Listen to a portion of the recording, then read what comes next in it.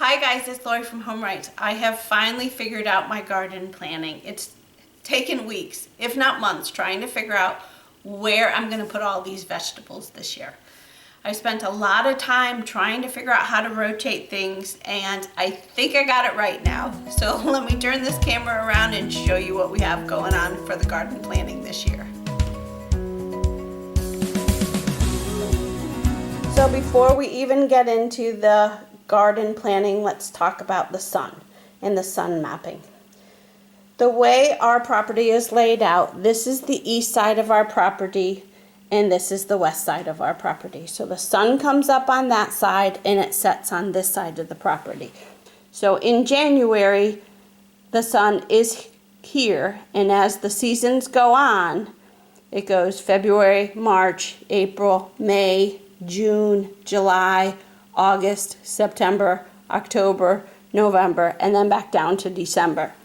So with that being said, in the hottest part of the year, June, July, and August, these beds get very little sun. They are shaded out because there are so many trees on this side of the property. Because this part of the garden was designed and set up in January of 2020, so we thought this was the sunniest part of the garden at the time, or the sunniest part of the backyard at the time. So what we learned over several years is this just is way too shady with the trees that we have. We're even debating on making some changes there. So we'll see what happens over the course of the year. But now that you have an idea of how the sun hits the backyard, let's get into the garden planning. Just to give you bearings, this is where our back deck is, and it looks out. Here's where the greenhouse is. Our orchard is in this area.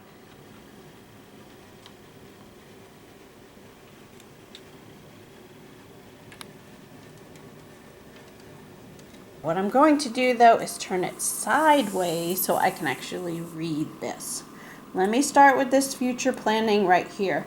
This is the grassy area inside of the fence area that we have some future planning going on here, and that'll come in a later video. But for now, let's talk about the other parts of the garden. So this is a work in progress. This is a best effort right now, and there is a possibility a lot of the things that are on here may change over the time as I'm planning things out. One thing that is not in the drawing here is all of our container gardening. The shaded area right here is where we have what we're calling an internal fence line, because we originally built this section, so we had this whole fence here. Then we added this on, so we have this extra fence line that we're thinking about taking out. If we take this out, then we're probably going to line up some container gardening in this area and then put some container gardening down in this area where we actually did last year some of our squashes and a couple miscellaneous plants there. Then we have one more place where we put some container gardening all along this section up here where we actually come down the steps from our back deck, and this is all open area.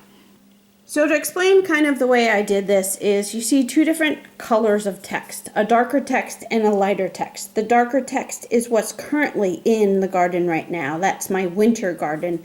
And then underneath it is the lighter text and what I'm planning to put in there for the spring or summer.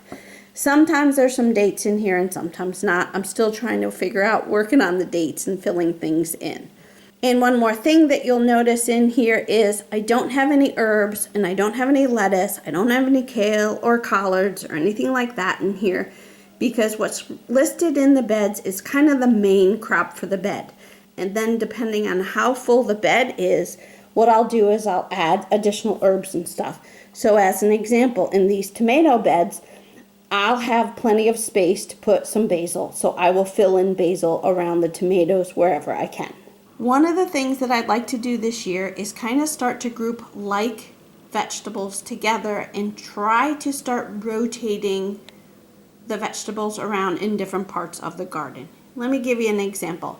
In this section right here last year was tomatoes. So I don't want to plant tomatoes again this year in this section. mix. So if this is more kind of like cucurbits, then I want to rotate over into this section here where I have my trellis where the tomatoes will go. This section right here will most likely be all peas and beans. In my shady area, we're going to go ahead and add in some root vegetables. And over here, possibly some peas.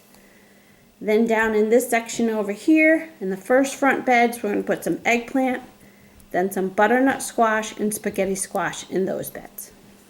So the only other section here that I have not talked about yet is this other bed that we have down here.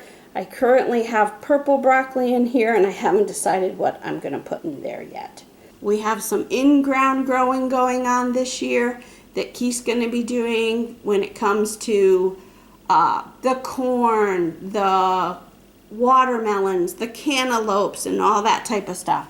And that stuff will go on the outside of the fence here. There's a whole nother section of the garden on the back side here that Keith is working on that it's not drawn in here. So this is just my starting point. I wanted to bring you guys along so you could see kind of where my thought was for my garden planning. Again, it's just a start and I'm sure it will change as the season goes on. So there you go, guys. That is the plan for the 2024 garden. Like I said, I may change my mind on things, but that's where we're at right now. But keep in mind, there is some future planning that's coming soon. So we're gonna have to figure this out on what we're gonna do in that grassy area. Hope you enjoyed this video. Thanks so much for watching, guys. We'll catch you on the next video.